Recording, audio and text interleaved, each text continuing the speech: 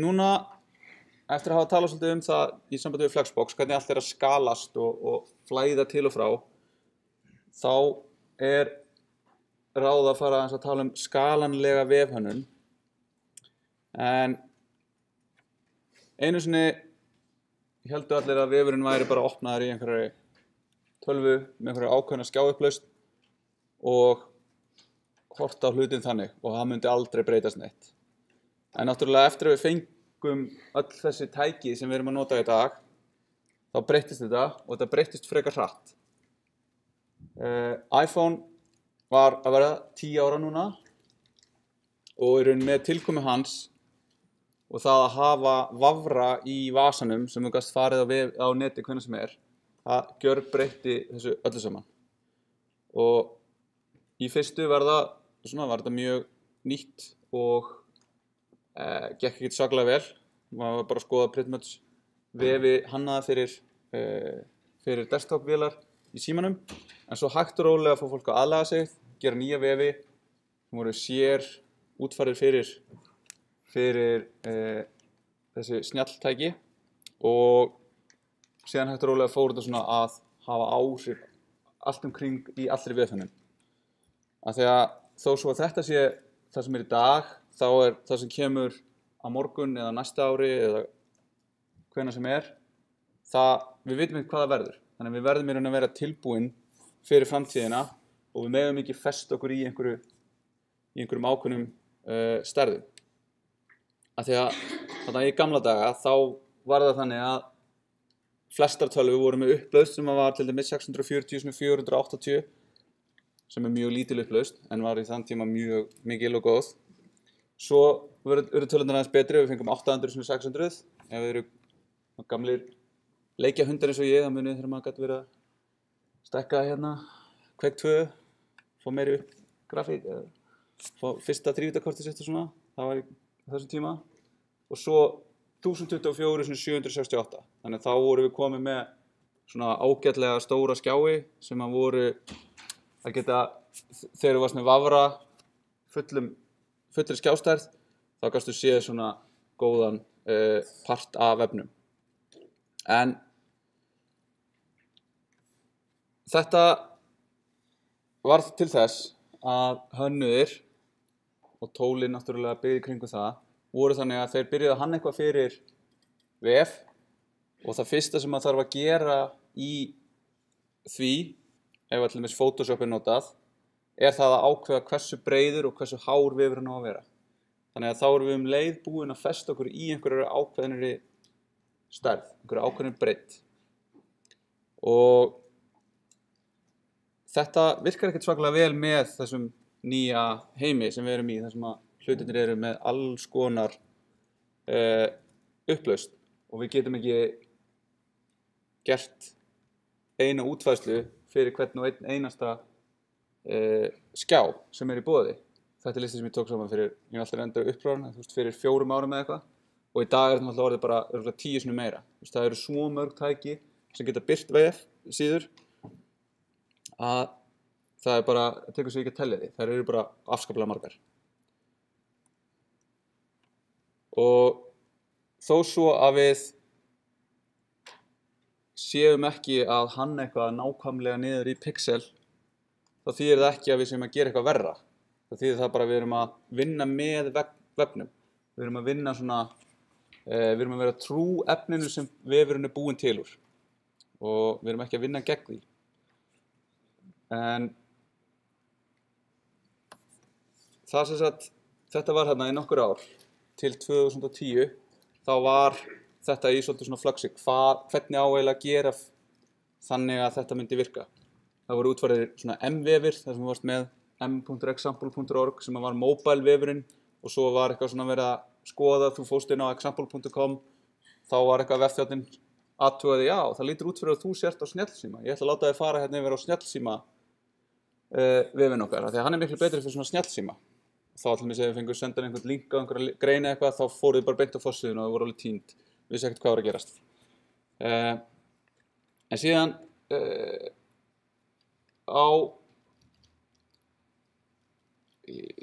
það eru fyrirlestraraðir sem að Alistair Part heldur sem heitir An Event Apart og það er hann Ethan Marcotte á svið og kynnti í raun til sögunar þetta hugtak sem hann bjó til sem var responsive web design. Það sem var það að taka í raun hluti sem voru búin að vera til í mörg ár og blanda þeim saman og stilla þeim upp þannig að við vorum með svona framework og svona aðferð til þess að gera þetta skipulega og vel. Og hann skrifaði síðan grein þetta og gaf síðan út bók árið seinna, árið 2011, þar sem að þetta var skilgreint. Og þetta algjörlega var þetta alveg stórkostlegu tími til þess að vera á, þar sem að allt í einu voru allar forsendur sem maður gaf sér það að vera með VF voru allt í einu brostnar. Maður átti ekki lengur að vera skilgrein neitt í föstum pixlastærðum fyrir breiddina. Þetta átti alltaf að vera einhvern veginn að flæða og vera bara í hlutfallslegum einingum og það var mikið debat það að hvort að verkefni ætti að vera gerð default sem skalanlegir vefir eða ekki, ætti að borga sérstaklega fyrir það eitthvað svona og þetta allt myndi rosalega mikið á það þegar maður var í gamla daga að búið til svona töflulausa vefi þar sem maður var vá, töflulaus vefhönnun, djöfull það klika eigum við að vera að leggja út í það en ég er búinn að halda svipaðan fyrirlestur núna, þetta í 5. skiptið eða 7. skiptið, ég held að einu svona áður svona í einhverjum mynd sem maður má rekja til þessa og á þessum 5 árum þetta hætt að vera issue. Þetta bara eitthvað, svona gerum við bara. Við gerum skalanlega vefi og þetta bara, vefhönnun í dag skalanleg, alveg svona töflulaus. Þannig að það tekur sig ekkert að vera eitthvað að spá í því hvort maður eigi að gera það ekki, maður bara gera það. Og skalanleg vefhönnun sem byggir á byggir á 3 prinsipum sem eru í röð, mikilvægisröð. Það sem mikilvægast að gera að vera með svona sveigjanlegt umbrot, sveigjanlegt layout og byggja það á einhverju grind. Síðan viljum við vera með sveigjanlegar myndir og miðla sem aðlaga sig þá að þessari grind, flæða inn í henni og síðan viljum við nota media queries sem CSS3 tækni til þess að skilgreina hvað gerist ef við höfum meira pláss en við byggumst við eða minna pláss en við byggumst við. Þannig að við birtum alltaf sama efnið, sama HTML á sömu slóð en aðlögum okkur að því hvað tækið getur gert. Þannig að við erum í raun að bregðast bara við því öllum þessum alls konar tækjum og upplausnum og erum ekkert að reyna að láta hlutina líta nákvæmlega eins út á öllum stöðum. Við gerum okkar besta, við skilgreinum hlutina eins og við getum og svo bara ýtrum við.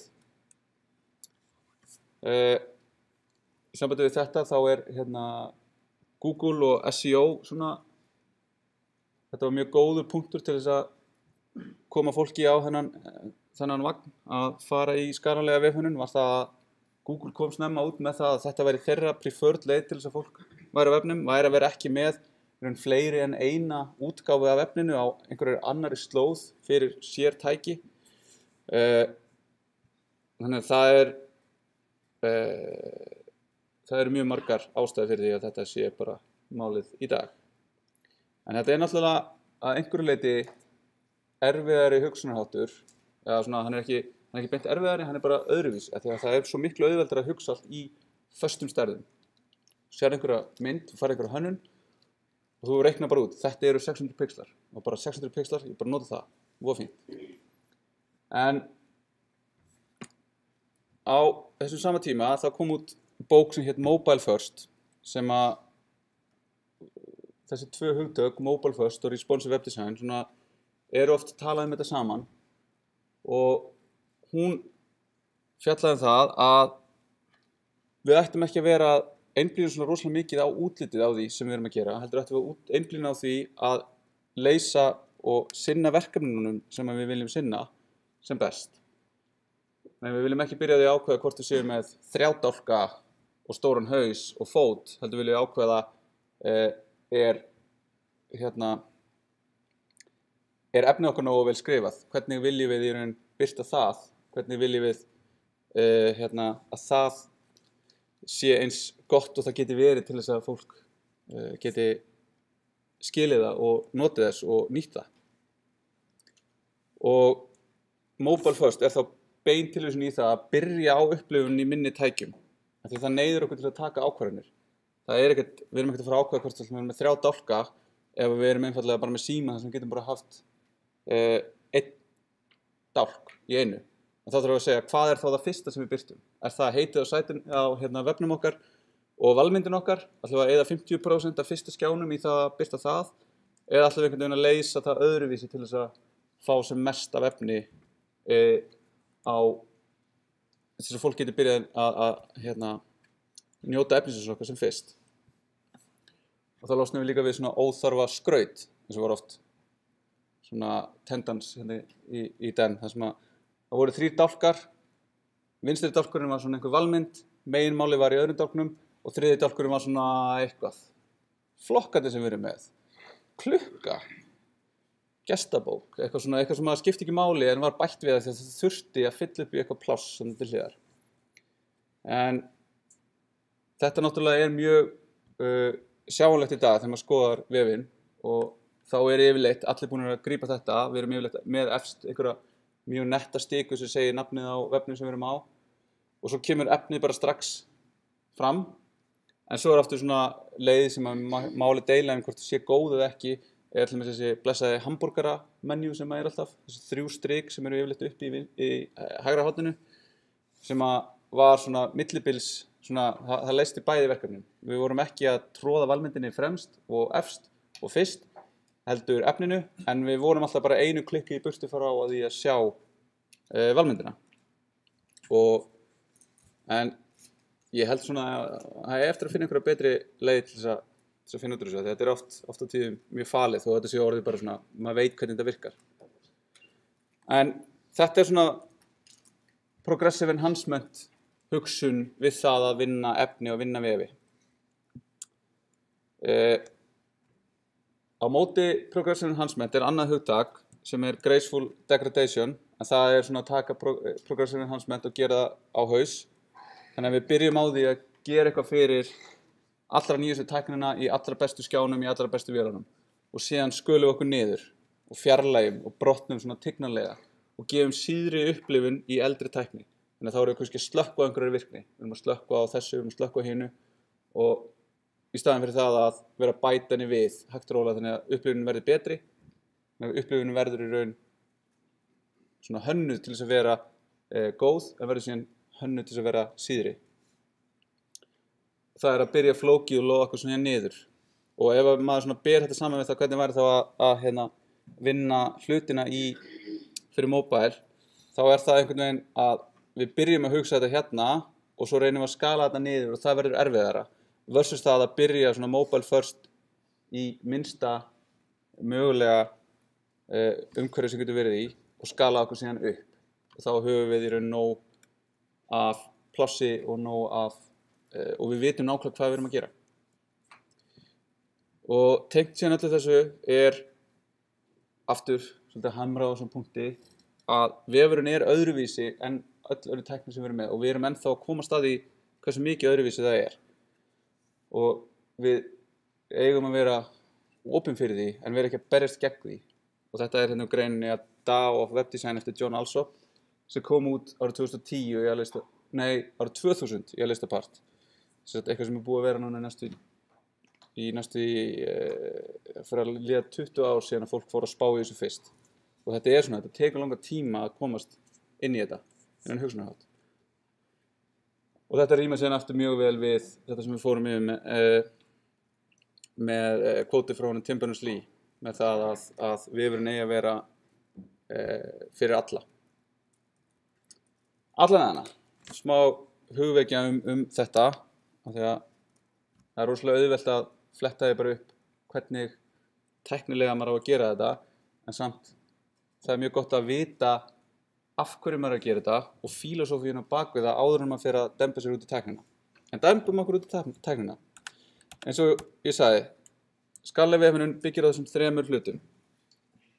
Sveigjanlegu umbroti byggðu á grind, sveigjanlegum myndum og miðlum og media queries. Og ef við byrjum þá á grindinni þá hún þannig að hún sveigjanleg, þannig að við notum hlutfallsleg gildi, ekki nákvæm, eða, já. Og ef við erum sem sagt með grind, þá erum við með einhverja umgjörð, einhvern container utan hana, og ef að þessi container stækkar eða minnkar, þá minnkar allt hlutfallslega innan hennar, umgjörðarinnar, þá minnkar allt inn í þessu. Þannig að þetta það sem ég búinn að vera svolítið að við ykkur, að vera skilgreina maxvið á hlutina, og þá skala þeir niður í minna pláss. Og þá það maxvið festir þessa umgjörð, og þá allt innihaldið innan hennar hlutfallslega að vera það stórt innan umgjörðarinnar. Og þá þetta, já, maxvið. Þannig að með því að vera búin að nota maxvið í þessum hlutum, þá þetta ekkert að fara að vera svakaleg breyting að fara út í það að gera hlutina bara sveigjanlega. Þeir eru nokkurn veginn sveigjanlegir það sem þið hafa verið að gera. Hérna munurinn á því hvernig það að vera með fasta stærðir versus hlutfallslega stærðir. Þannig að þegar skjárinn stækkar eða minnkar, þá stækkar allt með fram, annars ekki. Og án þess að vera með maxvið, þá vitum við ekkert í raun hversu mikið við erum að fara á hversu stórum skjáum við erum að fara að birta efnið okkar. Að þegar skalanleg vefhönnun snýst ekki bara það að taka einhverja vefi og láta það birtast vel í símum, heldur snýst það líka það að taka vefi og láta það birtast mjög vel á risastórum skjám, sem eru með alveg gífurlega upplausn. Og þá þurfum við að skilgreina bæði ystu gildin okkar, hvað minnsta sem við getum notað og hvað mesta sem við getum notað. En þegar við fáum þá einhverja hönnun, þar sem búið að setja eitthvað niður á blað fyrir okkur og skilgreina hversu mikið pláss eitthvað að taka, þá mjög einföld reikniformúla til þess að breyta úr því að vera með fastar stærðir yfir því að vera með hlutfallslegar. Við tökum einfaldlega bara stærðina á hlutnum innan í því konteksti sem hann og deilum og fáum út í raun hlutfallslega hversu stór hann á að vera. Og þá getum við notað þessi hlutfallslegu gildi úr nákvæmum gildum fyrir alla þá hluti sem við þurfum að skilgreina í útlitinu okkar. Breiddir, margin, padding eða letur. Og notum prósentur, en við getum einnig notað EM. Þannig að þau eru mjög kunnug EM, en prósentur eru bara samaskapi eins bara frá 0 upp í 100. Prósentar sem við erum hlutfallslega frá foreldrinu. Þannig að ef við erum með eitthvað, 960 pixla umgjörð, var mjög vinsælt hérna þegar við vorum í 1024 pixla breiðu skjána tímabilinu, af því að þessi tala deilist mjög vel niður og það var auðvelt að búa til grindur úr henni. Það var til 960 grid system sem var hérna allir notuðu í svona 3 ár. En ef við erum þá með 600 pixla efnisvæði innan hennar, þá þurfum við ekki að segja 600 pixlar í breiddina. Við deilum bara 600 pixlunum í það svæði sem við höfum og fáum þá að það eru 62,5% af hlutfalli umgjörðarinnar, containersins. Þannig að svona erum við mjög fljót að skipta úr því að vera með fastar tölur yfir því að vera með hlutfallslegar. Síðan þegar við erum að vinna með svona grindur, þá erum við yfirleitt að ákveða hvað við erum með marga dálka. Þannig að við ákveðum það að við ætlum að vera að vinna með grind sem með 12 dálka, það er svona klassiskasta grindin, og svo fyrir hverja röð af efni sem á að fatta þessa grind, sem sagt dálkarnir, kólmarnir eru lóðréttir, raðarnir eru láréttar, og þá efnið sem á láréttar raðast á þetta, setjum við innan eitthvað sem við kallum row, þannig að þetta eins og bara með töflur, og svo erum við með eitthvað pláss á milli þessara dálka og við kallum það gutter, sem þá á milli hvers dálks erum við með eitthvað ákveðið pláss, þannig að allir dálkarnir raðast ekki saman, og það gutter. Síðan getum við notað margin left og margin right til þess að færa efni innan raðarinnar á milli dálka. Þannig að ef við skoðum núna dæmi töflu, þannig að þetta stækkum þetta aðeins hérna.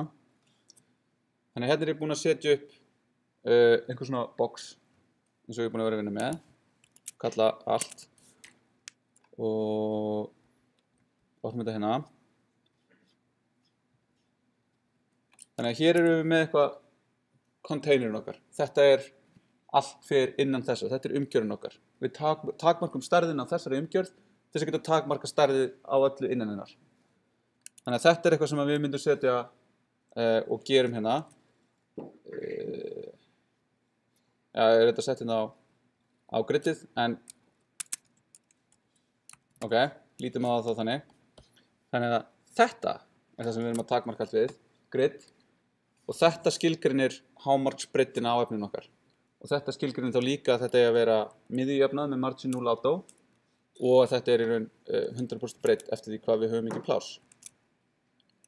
Þannig að ef við förum hérna í þetta og minkum, þá minkar allt meðfram því.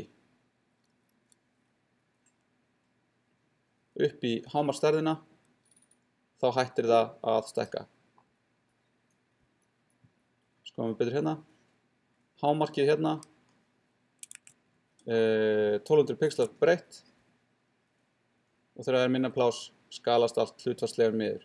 Þessi dálkur er alltaf 50% af heildarplássinu. Þessi er alltaf 25% og svo framvegis. Þá erum við með hérna þessar raðir sem að mynda þessar hérna 4 raðir, eru hérna 4 div sem eru með class row, og innan þess erum við með call sem skilgreinir þá hversu mikið pláss þessi dálkur á að taka. Hérna er dálkur sem á að taka 100% pláss. Við köllum hann call 12 af því að við erum með okkur við að við séum með 12 dálka grind. Hérna erum við með 50% dálka. Við köllum þá call 6 af því að þeir taka 6 af 12 einingum sem er 50%. Og ef við skoðum sem hvernig við skilgreinum þetta í CSS, með því að nota flex, þá eru allir hlutir innan row að fara að raðast á row. Við erum ekki að leyfa þessu að rappa, við erum bara að leyfa þessu að vera þarna í röð. Þannig að hlutirnir bara þjappast inn á hérna, megin ásinn. Skoðum þetta aðeins eftir. Á milli hvers columns ætlum við að vera með 20 pixla gutter. Þannig að þá nýtum við okkur það að fyrir hvert dálk hérna, ef þeir liggja hlið við hlið, og þeir eru báðir með padding left og right 10 pixla, þegar þeir leggjast saman þá eru 10 + 10 20, þannig að þá fáum við hérna 20 pixla bil á milli, eins og gutterið er hérna. Þó þetta sé kannski ekki alveg nákvæmt af því að ég er að zooma og þetta er ekki alveg fullkomin viðmiðunargrind hérna undir. Þannig að við förum hérna og inspektum þennan.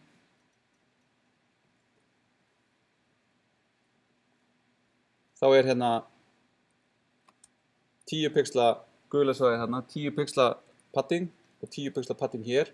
Þegar þetta leggst saman, þá verður þetta 20 pixla padding. Þannig að ef við myndum vilja stækka þetta upp í 30 pixla, þá setjum við paddingi sem 30 deilt með 2. Jú, við ætlum að reyna að forðast að nota pixla, en þegar við erum í raun að nota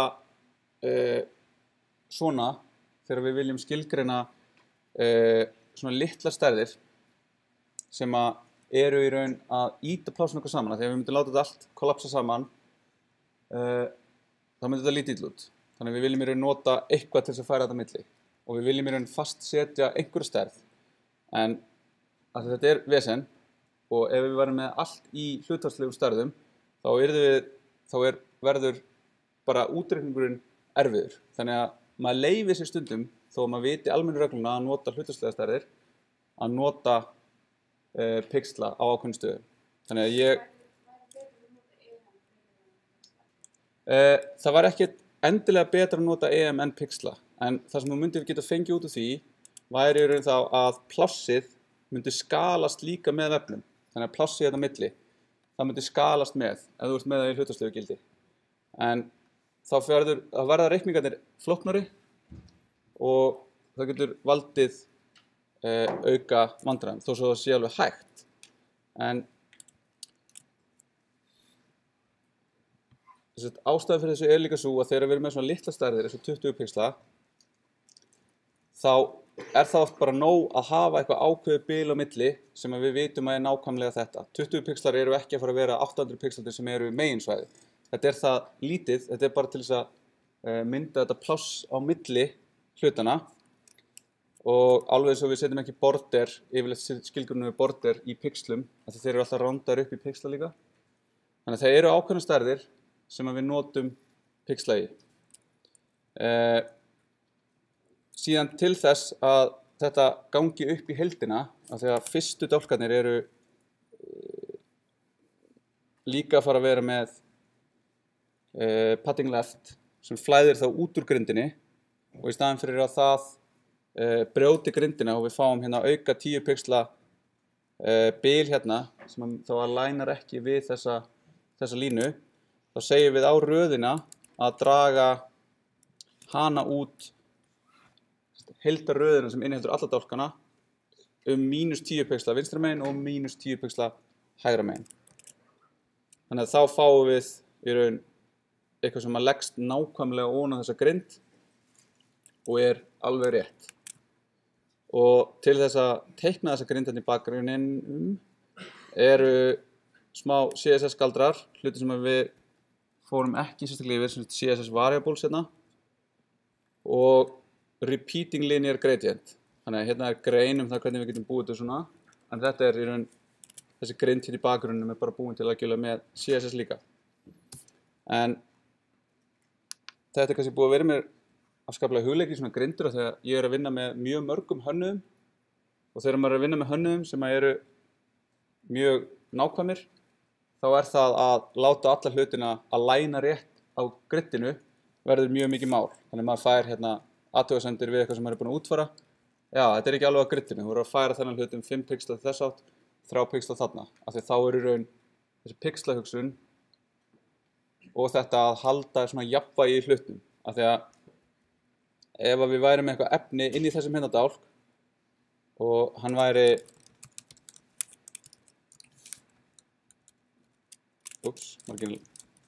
left og hann væri ekki alveg í línu við hlutin fyrir neðan þá svona, og maður safnar þessu saman yfir alla síðuna og þá fer að verða svona sjónræn hávaði og svona inconsistency í því hvernig hlutinni líti út. Það ekkert skemmtilegt.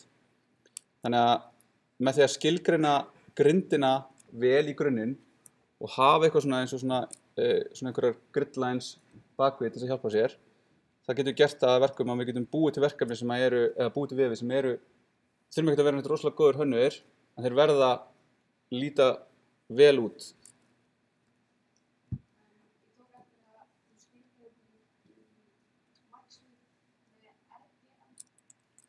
Já. Hérna skilgreint með REM sem eru root EM. Þannig að eins og þeir eru búin að vera að gera nota EM og þau margfaldast alltaf við fontsæsið á foreldrinu sinu. Root EM miða alltaf við rótina. Þannig að þið losnið við svona afskaplega mikið af hausverk við það að reikna þetta út. Já, núna ekki lengur neinar kröfur það að þið verðið að nota eitthvað ákveðið eins og EM eitthvað svona. Að þið vitið, ég held ég hafi sett að ég verkefni að megin nota EM eða REM. En þær eru mjög góðar einingar til þess að nota.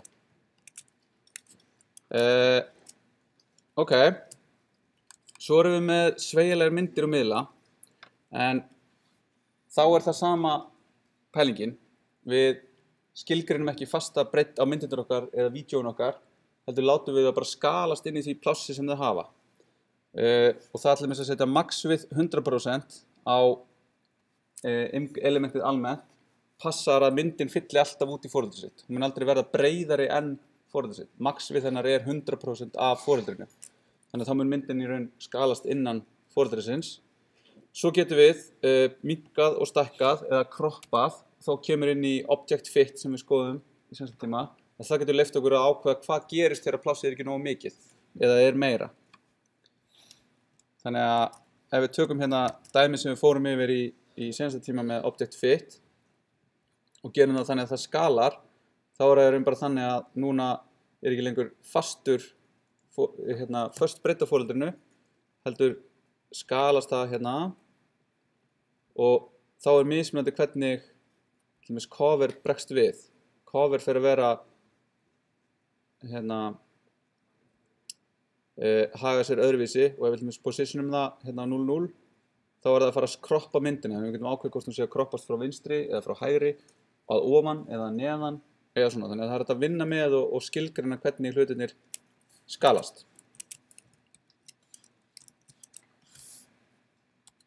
Síðan getum við lent í því að við erum með einhver ákveðna hluti sem verða að halda einhverju ákveðnu aspektir í sjóði. Og þá eru svona trikk sem svolítið af í CSS. Þá getum við notað okkur gerfi element, barð sem fyllir upp í foreldrið sitt eins og við fórum yfir, og padding top til þess að fá fram container eða box sem alltaf í ákveðnu stærra hlutfalli. Þannig að við ætlum einhvern veginn að taka vídeó og setja inn á síðu og vídeóið í 16:10 eða 16:9 hlutfallinu og þið viljið ekki að það fari að letterboxa vídeóið eða kroppa myndina því það eitt af versta sem þetta gera við vídeó. Þá þetta að nota þetta til þess að passa upp á að það gerist ekki. Þannig að í grunninn erum við með eitthvað box sem foreldrið og það alveg eins og við vorum með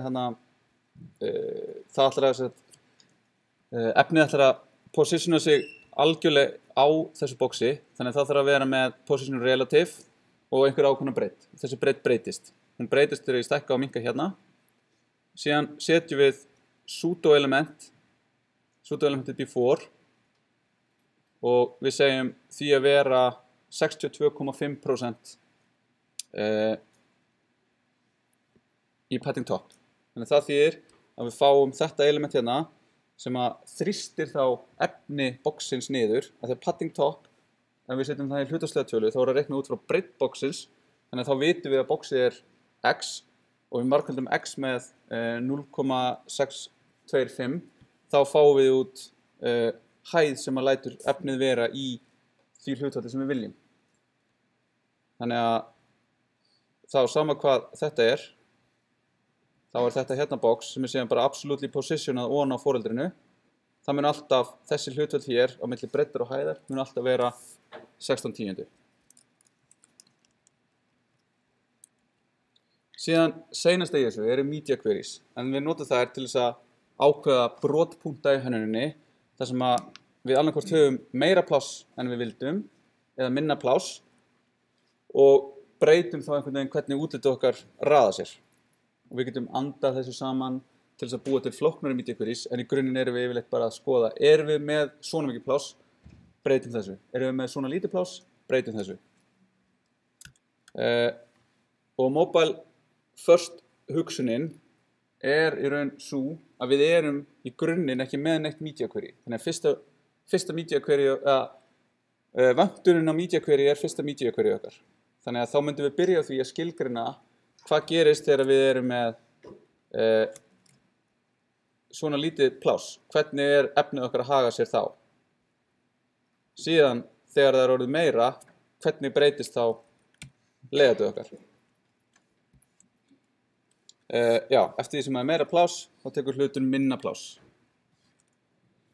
Þannig að þá getum við byrjað því að segja að section eigi að taka 100% af breiddinni á síðunni eða containerinu sínum. En leið og við fáum hérna min width, leið og viewportið orðið 800 pixla breitt, þá viljum við minnka það hvað sectionið tekið mjög pláss, til dæmis niður í 50%. Og þá ef að sectionið væri til dæmis líka flex container, ef að main, þar sem væri utan það væri flex container, þá myndi það myndi 2 section fara að sitja hlið við hlið, í stæðan fyrir að vera ofan á hvort öðru. Þannig að þá erum við hérna með wrapper og stækkum þetta þannig að við sjáum hvað í gangi. Ef við byrjum hérna alveg neðst, þá body background color hvítur. Síðan stækkum við og þá búið að skilgreina media queries sem segja að við einhverju ákveðina punkta, hérna fyrsta media query við 40 punkta, þannig að við förum hérna 399 pixla breitt viewport, 400 pixla breitt viewport, þá þá kikkar inn media query sem breytir bakgrunnslitunum og svo áfram næsti 500 þá breytist hann frekar og svo framvegis upp í 900 pixla. Þannig að svona getum við skilgreint þessi media query að þau í raun bara regla með því á hvaða bili þetta gerist sem síðan hefur inn í sér hreiðraðar CSS skilgreiningar sem að þá taka bara til þegar þessu hérna skilyrði uppfyllt. Þetta skilyrði uppfyllt. Og þá getum við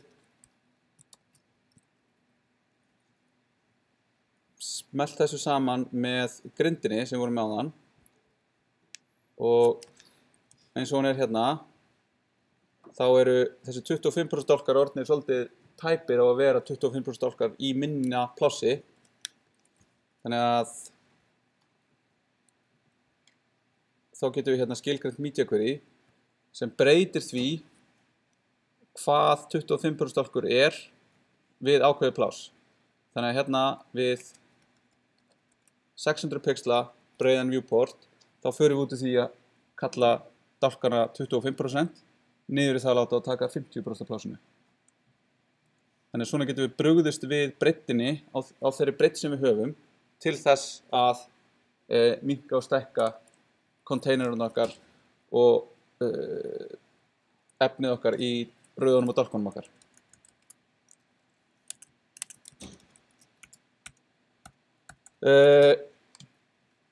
Svo þurfum við að fyrir að skoða þetta og fyrir að vinna á nýrri tækjum eins og iPhone og núna iPhone 8 og iPhone 10 þá eru þeir skjáir með mjög mikla upplausn en samt sem aður eru tækin bara ákveðið breið. Þau eru aldrei að fara breiðari en eitthvað ákveðið en upplausnin hækkar. Það eru fleiri pixlar per sentimeter eða per tommu á skjánum. Þannig að upplausnin meiri. Og pixel density þessi fjöldi pixla per tommu eða sentimeter. Og svo oft talað retina display sem eru þá skjáir sem eru með það mikið pixel density að þegar maður horfir á skjáin úr eðlilegri fjarlægð þá greinir maður ekki pixlana. Þannig að þetta ekki eitthvað vel skilgreint, þetta svona meira svona markas hugtak og þá oft síðan talað svona pixel ratio sem þá munurinn á því hversu breiður skjárinn yfir því að hversu há upplausn á honum. Það ofta tíðum á símum í dag þetta yfirleitt 2x þannig að það meiri upplausn á skjánum en raunstærðin hún 2 sinnum meiri en hún að verða á sumum tækjum 3 sinnum meiri eða verður 4 sinnum meiri og þetta heldur áfram. Og þetta skiptir máli að því að svo skoðum við aðeins hérna hvernig við vinnum með myndir í þessu samhengi að því að ef við tökum mynd sem í lágri upplausn og birtum hann á skjá í hærri upplausn þá hafum við lent í að sjá myndir sem eru afskaplega ljótar og mjög pixelaðar út af því að það verður að taka mynd sem bara ekki nógu góðri upplausn og birta á skjá sem með rosalega góða upplausn.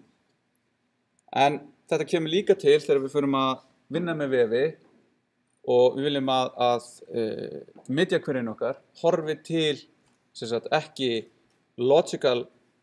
physical resolution sem raun upplausnin heldur logical resolution sem raun stærðin á físiska stærðin á skjánum sjálfum. Þannig að þá notum við viewport meta elementið með name viewport og svo getum við sett content í því sem þá width sem getur annað sagt nákvæmlega með tölu hvað hann á að vera breiður. En það sem við viljum gera að segja width jafnt og device width sem segir það að allar útreikningar og allar tölur eru með við það hversu breitt tækið í raun og veru, ekki hverju upplausn á því. Svo getum við sett initial scale, minimum scale, hversu mikið má skala síðan upp og niður, hversu mikið hún í upphafi og hvort að það megi í raun pinned summa. Þannig ef þið lendið í að skoða vef þar sem getið ekki pinned summað efni þá er þetta einhver ákvað að það var ekki flott á þeirra vef sem við viljum ekki banna því að það dregur úr notagildi vefsins að geta ekki gert það sem við viljum eins og að pinned summinu ákveð. Þannig að þessi hérna lína ætti hérðan í frá að vera í öllum verkefnum okkar og ég sett þar ekki í verkefni 5 en þið megi bæta henni við til þess að fá þetta rétt ef þið ætla að fara að skoða þetta í símum, þó sé engin krafa að þetta sé virki þar. Og þannig að þá tökum við þetta allt saman og þá erum við með síðu sem bregst við umhverfi sínu, hún skalast upp og niður og aftur, eins og svo margt í CSS. Þetta er mjög einfalt svona konsept, en þegar við fyrir að blanda þessu saman með fullt af efni og fullt af boxum, þá verður þetta mjög flókið. Og sérstaklega þegar við ætlum að fara að prófa þetta á síðan öllum þeim tækjum sem að mögulega verða í notkun fyrir verkefnið okkar. Þannig að þá, ef við smellum þessu öllu saman, þá erum við hérna með einhverja síðu, þar sem eru myndir, efni, myndirnar og efnið skalast á mismunandi hátt og síðan ef að við fjarlægjum þetta, svona, tökum þessi blessuðu box, fjarlægjum borderið að þeim,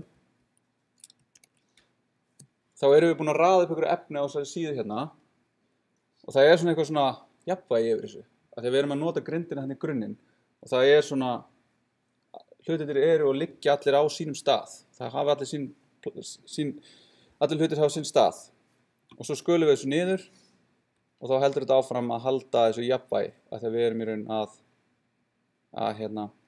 stýra því eftir því hvað plássið er mikið. Þannig að þetta var responsive, þannig að við skulum taka núna svona 10 mínútna hlé og byrja eftir svona 20 mínútur í.